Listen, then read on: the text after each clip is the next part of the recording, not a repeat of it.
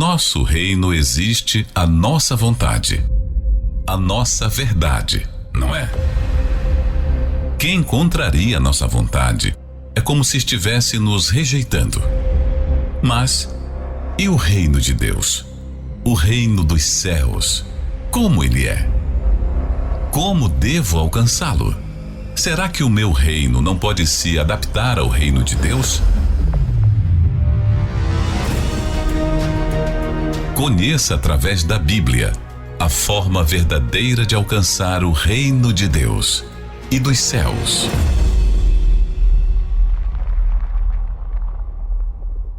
A vida passa e fazemos as nossas escolhas. E com tudo isso, temos as consequências dessas escolhas, provando assim que o domínio está sobre as nossas decisões, dizendo que existe um reino. O seu reino é baseado nas suas escolhas. Mas e o reino de Deus? Você já deve ter ouvido falar sobre Deus, sobre Jesus, sobre o Pai Nosso. Então, ouvi falar uma coisa muito distante. É uma coisa que você não tem muito contato.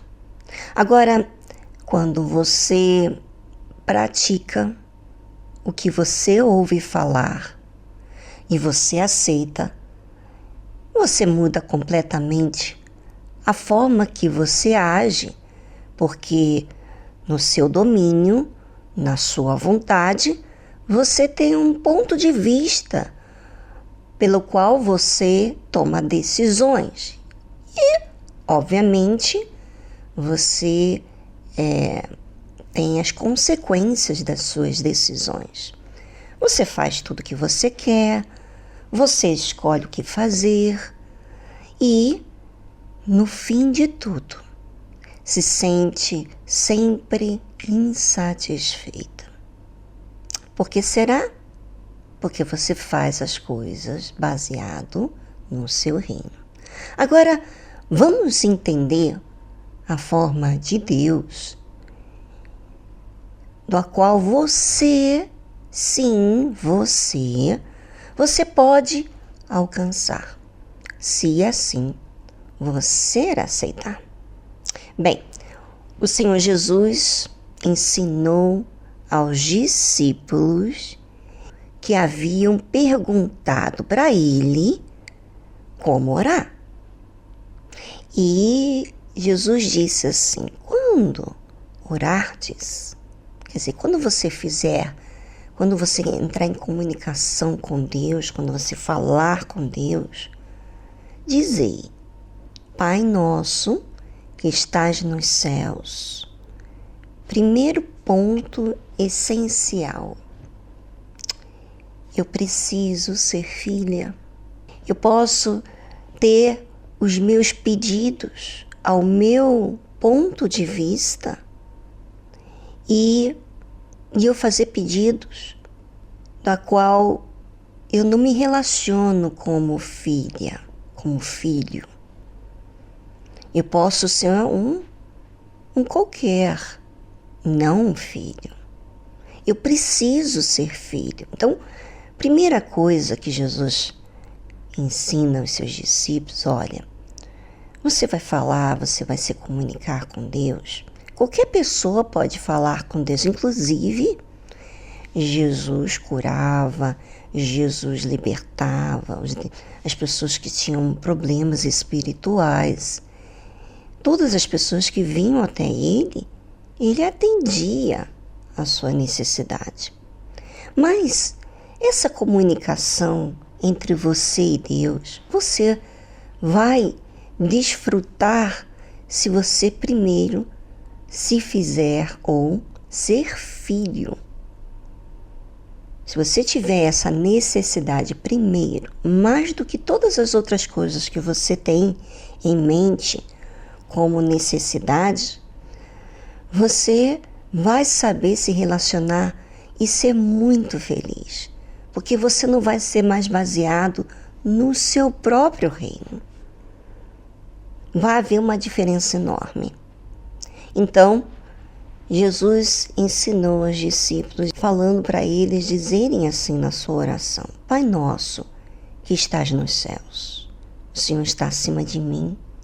Eu, como filha, o Senhor está acima de mim e o Senhor é Deus. Santificado seja o teu nome.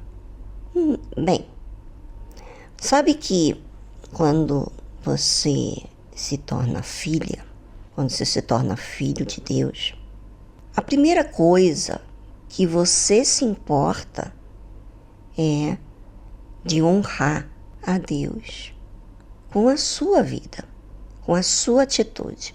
É como, por exemplo, você que é filho, né? Todos nasceram de um pai e de uma mãe.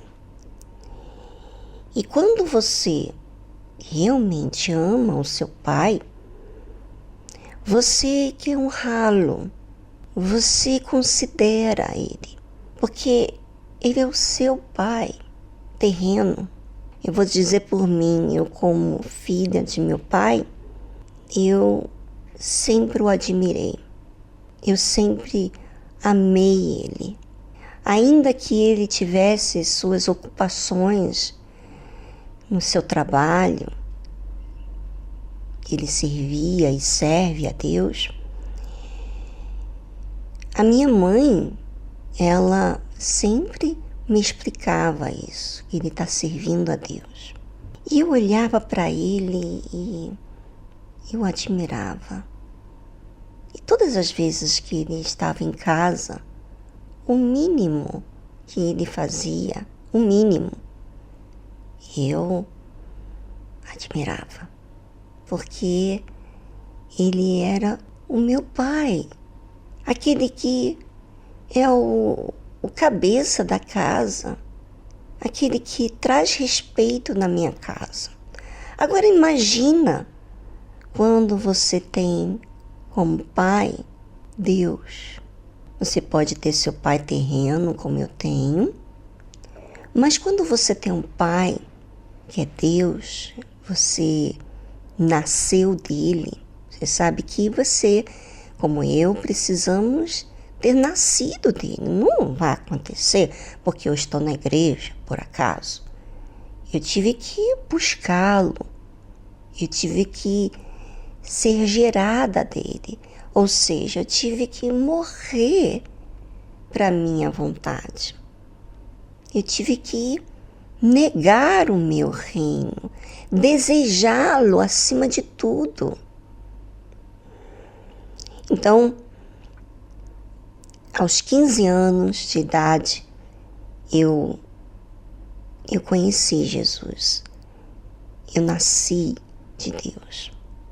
E desde aí eu quis agradá-lo. Eu tinha em minha mente, meu objetivo, agradá-lo. Eu queria fazer o que era certo aos olhos dele. Então, quando você é filho, você fala com seu pai, Deus, não de uma forma distante, não como se ele fosse um Deus longe, não, como pai. Pai, Pai, Pai nosso que estás nos céus, santificado seja o teu nome. Pai, oh meu Pai, eu quero santificar o teu nome, eu quero honrar o teu nome com a minha vida. Se eu agir errado, eu vou profanar o teu nome. E não é isso que eu quero. Eu preciso honrá-lo. Faz parte de quem é gerado de Deus.